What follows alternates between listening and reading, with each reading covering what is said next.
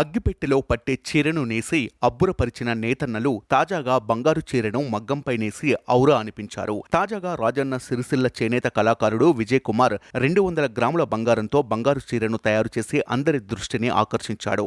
ధనిక పేద అని తేడా లేకుండా మన దేశంలో పెళ్లి అనేది అందరికీ ప్రత్యేకమే. వివిధ రాష్ట్రాల్లో స్థానిక ఆచారాలు పాటిస్తూ వైభవంగా పెళ్లి తంతు చేస్తుంటారు. ఇప్పటికే పెళ్లి ఖర్చులు లక్షల నుండి కోట్ల రూపాయల వరకు పెరిగిన నేపథ్యంలో ఈ పెళ్లిలో ధరించే పట్టు వస్త్రాలకు ప్రత్యేకత సంతరించుకుంది.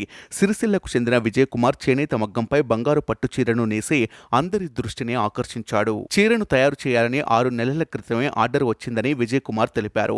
బంగారాన్ని జరిపోవులు తీయడానికి, కొత్త డిజైన్ తయారు చేయడానికి 10 నుంచి 12 రోజులు పట్టిందని ఆయన తెలిపారు. ఈ బంగారు చీర పొడవు 5.5 మీటర్లు కాగా వెడల్పు 49 ఇంచులు.